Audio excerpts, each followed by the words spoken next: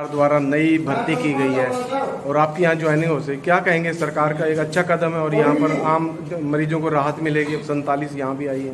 बिल्कुल मिलेगी। जैसे नया स्टाफ अपॉइंट हुआ है तो उससे फैसिलिटीज़ मिलेंगी मरीजों को अच्छा उपचार मिलेगा। उसके अलावा स्टाफ को भी बेनिफिट मिलेगा। बहुत टाइम से ज्वाइनिंग्स नहीं हुई थी, ये बहुत टाइम के बाद हुई है, तो इससे रोजगार भी मिला है स्टाफ नर्सेज को।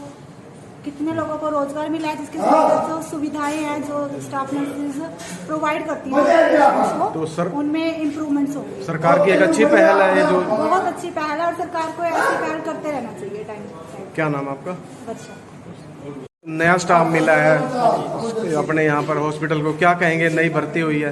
अच्छा, नई भर्ती हुई है। हमें जैसे जो नए हम स्टाफ हैं उनको हमें रोजगार का एक अवसर प्राप्त हुआ है और जहाँ हमारी अब करनाल में पोस्टिंग हुई है तो जो हमारा पुराना स्टाफ है वो हमारे साथ बहुत ज़्यादा कोऑपरेटिव है, हमें मदद कर रहा है कि हम काम सीख सकें और हम अच्छे से अच्छी अपनी सेवाएं प्रदान। आमतौर पर कमी थी स्टाफ की काफ़ी हॉस्पिटल में और दिक्कत आती थी कम स्टाफ के। जैसे कि स्टाफ की बहुत ज़्यादा कमी थी तो अब जो हमारी सर्विसेज थी वो हम अच्छे से प्रोवाइड नहीं भी कर पाते क्योंकि भीड़ ज़्यादा होती थी। अब स्टाफ की कमी पूरी हो गई है तो हम अपनी सेवाएं बहुत अच्छे से प्रदान कर सकेंगे। तो अब आपको काम सीखने को मिल रहा है, अच्छा काम? हमें काम सीखने को मिल रहा है और जो हमारा स्टाफ है वो बहुत कोऑपरेटिव है और हमें काम सिखाने में मदद। नए बच्चों को नर्सों या लैब टेक्नीशियन रोजगार मिला है, क्या कहेंगे सरकार की तरफ? सरकार का हम धन्यवाद करते हैं कि उन्होंने ये भर्ती प्रक्रिया पूरी करके हमें रोजगार प्राप्त करवाया है। हम चाहते हैं कि आगे भी ऐसे ऐसी भर्तियां निकलती रहे और वो जल्द से जल्द आम जनता को रोजगार मिले। क्या नाम है आपका? अरुण कुमार, रोहतक से। धन्यवाद।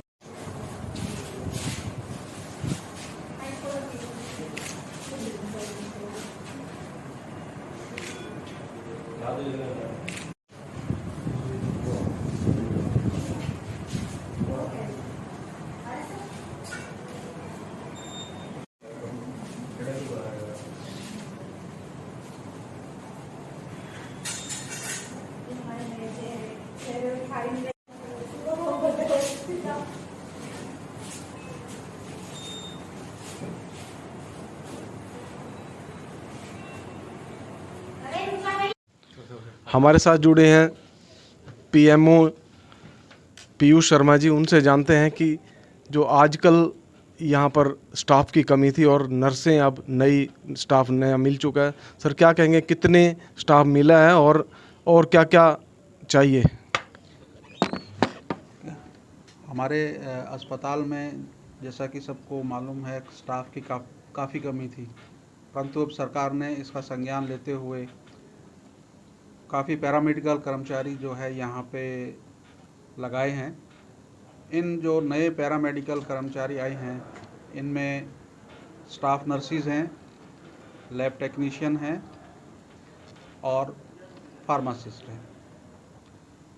कुछ 2 क्लर्क ने भी ज्वाइन किया है।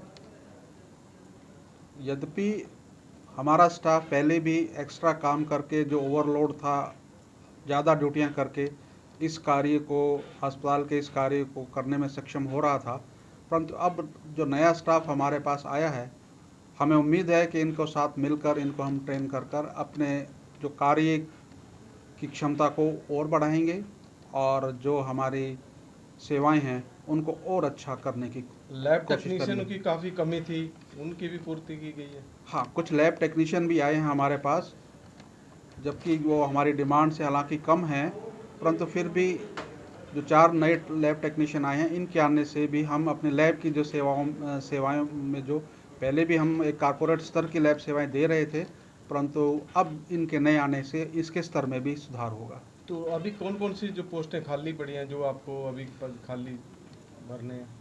हमें जो अस्पताल में ज़रूरत है वो डॉक्टरों की बहुत कमी है हमारे पास।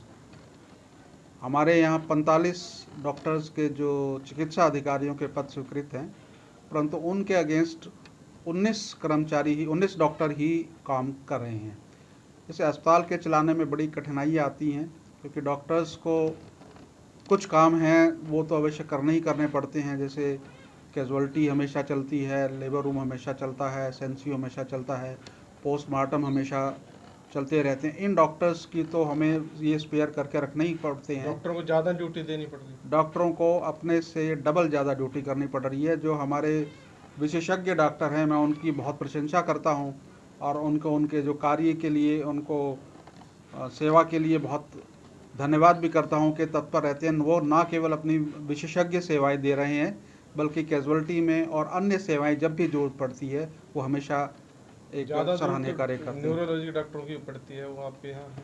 सुपर स्पेशलिटी तो हमारे पास कोई भी नहीं है, न्यूरो सर्जन हमारे पास नहीं है, परंतु हमारे पास स्पेशलिटी जो जनरल ब्रॉड स्पेशलिटी जिनको कहते हैं उसके सभी डॉक्टर उपलब्ध हैं। आपको नया ऑक्सीजन प्लांट भी मिलने जा रहा है, तो उसकी क्या क्या खासियत रहेगी, कितना फ़ायदा होगा? तो हमारा जो पहला ऑक्सीजन प्लांट है वो पहले ही एक अच्छा कार्य कर रहा है और उसमें बड़े अच्छे स्तर की जो ऑक्सीजन है हमें मिल रही है, जिससे हमारा जो बाहर ऑक्सीजन खर्चने का पे जो खर्चा था वो कम आ गया। अब सरकार ने दूसरा एक नया ज़्यादा कैपेसिटी का ऑक्सीजन प्लांट लगाया है और वो अभी उसका अंडर प्रोसेस है, वो कार्य चल रहा है। HSIDC की तरफ से ये प्लांट लगाया जा रहा है और अभी अंडर कंस्ट्रक्शन है, तो जल्दी ही इसका कार्य पूरा हो जाएगा। बाहर से खरीदने की जरूरत तो नहीं पड़ेगी? तो हमें उम्मीद है कि जो हमारे बाहर से ऑक्सीजन खरीदनी पड़ती है वो उसमें काफ़ी कमी हो जाएगी। मरीजों के लिए एक अच्छी राहत? मरीजों के लिए एक अच्छी राहत है, क्योंकि अस्पताल का जो खर्चा होता था वो किसी अन्य अवस्था उसमें काम हो जाएगा। अस्पताल में ऑक्सीजन की कमी कभी नहीं रही है और हम हमेशा तैयार रहते हैं। हमारा हर बेड जो है 200 से ऊपर हमारे पास जो फंक्शनल बेड है, हर बेड पे ऊपर ऑक्सीजन उपलब्ध रहती है।